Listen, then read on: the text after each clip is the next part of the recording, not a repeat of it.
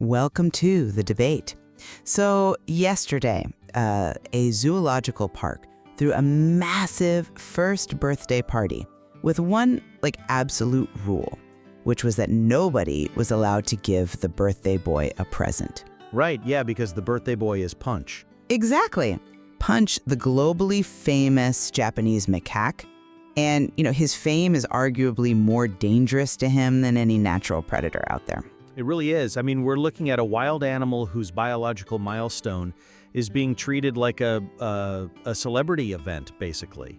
Yeah, which brings us to a real tension in modern conservation. Did the Ichikawa City Zoo pull off a triumph of animal welfare by strictly managing this event? Or did they just build a highly curated anthropomorphic spectacle? I lean toward triumph here. Okay, how so? Well, by completely quarantining the public's obsession.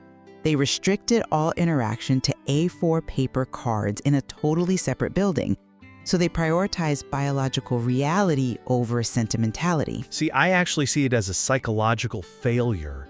Yes, they kept the physical barrier intact, I will give you that.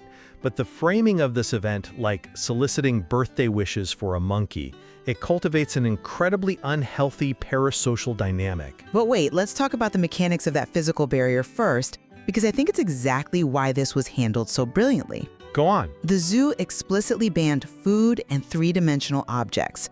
By doing that, they eliminated the risk of foreign pathogen introduction or accidental ingestion.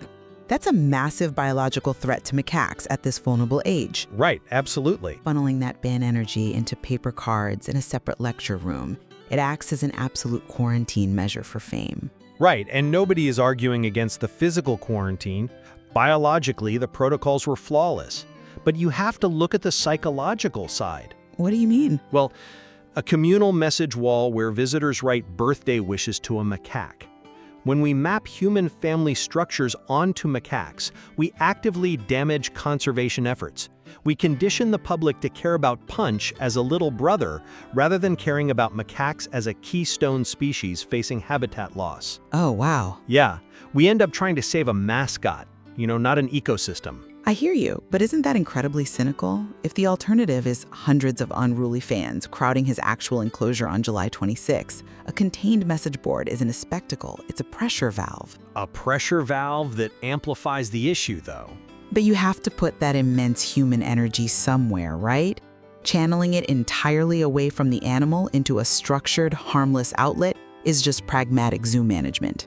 It channels the energy, sure, but it amplifies the anthropomorphism, like I said. Just look at the fan reactions to what the zoo did on his actual birthday. People were literally calling him a big brother, and the zoo just fed right into it. You mean by releasing the official smartphone wallpaper photos? Exactly. By dropping exclusive digital wallpapers as a gift back to the fans, the zoo is essentially running a Patreon for a wild animal. A Patreon? Yes, it creates a transactional loop. The fan feels owed a personal, two-way relationship, which is the exact opposite of the one-way, respectful observation required for true ecological education. Okay, I completely disagree that a transactional loop is inherently anti-conservation. Think of it as a Trojan horse. How so? In the digital age, zoological fame is just inevitable. So you use the anthropomorphic hook, like the zero-impact digital wallpaper, to satisfy the public's desire for connection. But at what cost? No cost, really. That engagement brings in the funding and the attention necessary to protect the animal's actual biological reality. It's a zero-impact masterstroke. It puts absolutely zero physical or psychological stress on Punch himself. But building an educational foundation on influencer dynamics is incredibly precarious. If the public's interest is contingent on getting a cute wallpaper drop, what happens when Punch stops acting like a cute mascot? Well, he will grow up. Right, and what happens when he starts acting like an aggressive adult macaque? The fans won't get their cute updates anymore. That is the ultimate test of the strategy, isn't it? We definitely find convergence on the immediate reality, though. I think we agree the zoo successfully protected Punch's physical health yesterday. The hard biological barrier held firm. It did. It definitely did. But we remain sharply divided on what happens on the other side of the glass. Right. Whether digital gifts and message boards serve as a gateway to genuine conservation awareness, or if they just deepen a very problematic human spectacle. Yeah.